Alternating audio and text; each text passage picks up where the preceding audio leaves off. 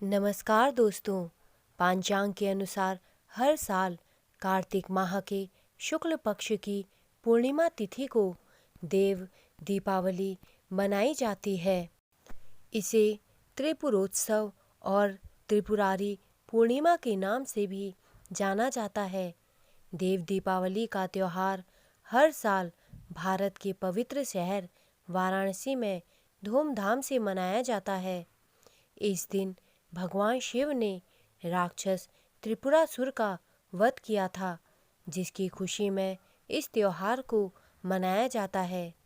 देव दीपावली के दिन श्रद्धालु पवित्र नदी में स्नान करते हैं और शाम के समय दिए जलाते हैं। दोस्तों, हिंदू पांचांग के अनुसार इस साल कार्तिक माह के शुक्ल पक्ष की पूर्णिमा तिथि का प्रारंभ 7 नवंबर दिन सोमवार को शाम 4:15 से हो रहा है और यह तिथि अगले दिन 8 नवंबर को शाम 4:31 तक मान्य रहेगी। देव दीपावली के लिए कार्तिक पूर्णिमा तिथि को प्रदोष काल में मुहूर्त 7 नवंबर को प्राप्त हो रहा है, इसलिए देव दीपावली 7 नवंबर को मनाई जाएगी। 7 नवंबर को देव दीपावली का शुभ मुहूर्त शाम 5:14 से लेकर शाम 7:49 तक है। इस दिन देव दीपावली के लिए 2.5 घंटे से अधिक का शुभ समय प्राप्त हो रहा है। दोस्तों, देव दीपावली के अवसर पर रवि योग और सिद्ध योग बन रहा है। 7 नवंबर को प्रातः काल से लेकर रात 10:37 तक सिद्ध योग रहेगा। वहीं इस दिन रवि योग प्रातः 6:37 से देर रात 12:37 तक है। ये दोनों ही योग मांगलिक कार्यों के लिए बेहद शुभ माने जाते हैं। देव दीपावली के दिन पूजा के लिए कुछ सामग्री की आवश्यकता होती है, जो इस प्रकार है। एक चौकी, भगवान गणेश और शिवजी की मूर्ति, शिवलिंग, पीतल या मिट्टी का दीपक, तेल, घी, कपास की डिबिया, कपड़े का एक पीला टुकड़ा, मौली, 2 जनेऊ, 2 बेलपत्र, दुर्वा घास, फूल, इत्र, धूप, नैवेद्य, फल, तांबूल, नारियल, पान सुपारी, दक्षिणा, केले, हल्दी कुमकुम, रोली, चंदन, कपड़े का ताज़ा टुकड़ा या अप्रयुक्त तौलिया, अभिषेक के लिए जल, कच्चा दूध, शहद, दही, पंचामृत, घी, गंगाजल, कपूर आदि। देव दीपावली की पूजन विधि इस प्रकार है। देव दीपावली के दिन सुबह जल्दी उठकर स्नान आदि से निवृत्त होकर साफ कपड़े पहने, सूर्योदय के समय सूर्य देव को अर्घ्य अर्पित करें। फिर बाद में शाम को प्रदोष काल में पूजा करें, लेकिन इससे पहले एक बार दोबारा स्नान करके साफ कपड़े पहने।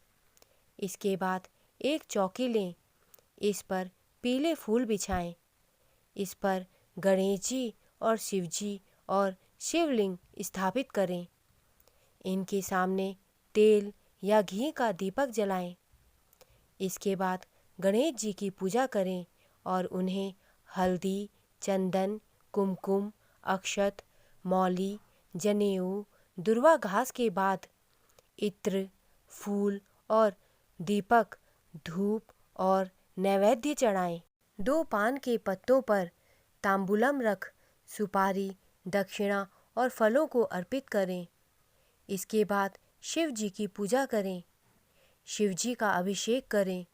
शिवलिंग या मूर्ति को पानी, कच्ची दूध, शहद, दही, घी और पंचामृत से अभिषेक करें। फिर इन्हें पोंछ लें। इसके बाद इन्हें चंदन, मौली, जनेऊ, इत्र, फूल और बेलपत्र, दीपक, धूप और नैवेद्य अर्पित करें। 2 पान के पत्तों पर तांबूलम रख सुपारी, दक्षिणा और फलों को अर्पित करें। इसके बाद एक थाली में कपूर जलाकर भगवान शिव जी की आरती कर पूजा का समापन करें। दोस्तों, देव दीपावली के दिन गंगा नदी में स्नान किया जाता है, लेकिन अगर ऐसा संभव ना हो तो इस दिन नहाने के पानी में थोड़ा सा गंगा जल मिलाकर स्नान करना चाहिए। माना जाता है कि ऐसा करने से व्यक्ति के सभी पाप धुल जाते हैं और मोक्ष की प्राप्ति होती है। इस दिन भगवान सत्यनारायण की पूजा करना और कथा सुनना भी काफ़ी फायदेमंद होता है। देव दीपावली के दिन पितरों की आत्मा की शांति के लिए एक दिया जरूर जलाना चाहिए। ऐसा करने से पितरों का खास आशीर्वाद प्राप्त होता है। कार्तिक पूर्णिमा के दिन भूल से भी तुलसी के पत्तों का स्पर्श ना करें और ना ही उन्हें तोड़ें। इस दिन शराब या तामसिक भोजन का सेवन करना भी वर्जित माना जाता है। देव दीपावली के दिन क्रोध, गुस्सा, ईर्ष्या, आवेश और क्रूरता जैसी भावनाएं अपने मन में नहीं आने दें।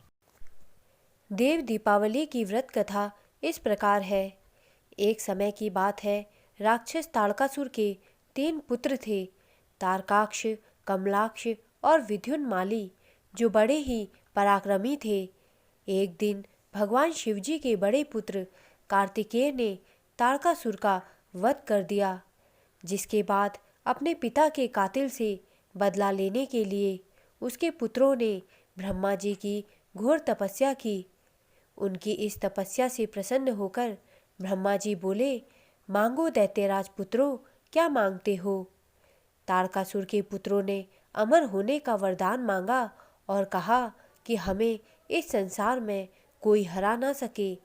किंतु ब्रह्मा जी ने कहा कि तुम तीनों इस वरदान के अलावा कोई दूसरा वरदान मांगो, मैं ये वरदान तुम्हें नहीं दे सकता।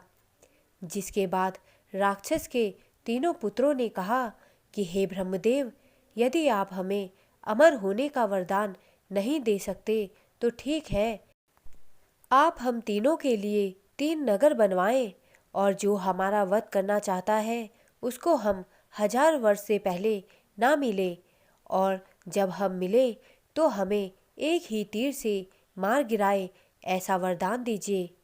ब्रह्मा जी तीनों राक्षस पुत्रों को तथास्तु कहते हुए अंतर्ध्यान हो गए। इसके बाद उन तीनों राक्षसों ने मिलकर तीनों लोकों पर अपना आधिपत्य जमा लिया, क्योंकि ब्रह्मा जी के वरदान के अनुसार उन्हें मारने वाला 1000 वर्ष बाद आएगा। जिसके बाद सभी देवगण मिलकर भगवान शिवजी के पास गए और इस समस्या का समाधान ढूंढने को कहा। देवताओं की बात सुनकर भगवान शंकर जी ने विश्वकर्मा से कहकर एक भव्य रथ का निर्माण करवाया और उस रथ में बैठकर तीनों दैत्यों का संहार करने को चले गए। यह देख सभी राक्षस घबरा गए और उनमें हाहाकार मचने लगा। दानवों व देवों में भीषण युद्ध छिड़ गया। युद्ध के समय जब तारकासुर के तीनों पुत्र एक साथ आए तो भगवान शंकर ने उन्हें एक ही तीर में मार गिराया और तीनों लोकों को राक्षसों से मुक्त कराया। जिसके बाद सभी देवों ने भगवान शंकर को त्रिपुरारी नाम दिया। इसी विजय की खुशी में सभी देवता मिलकर कार्तिक पूर्णिमा के दिन धरती पर आए और काशी में देव दिवाली मनाई, और तभी से लेकर आज तक प्रतिवर्ष कार्तिक पूर्णिमा के दिन देव दिवाली बड़े ही धूमधाम से मनाई जाती है। दोस्तों, मेरे द्वारा दी गई जानकारी अगर आपको अच्छी लगी हो तो कृपया मेरे चैनल को सब्सक्राइब करें तथा मेरे वीडियोस को लाइक करें। धन्यवाद।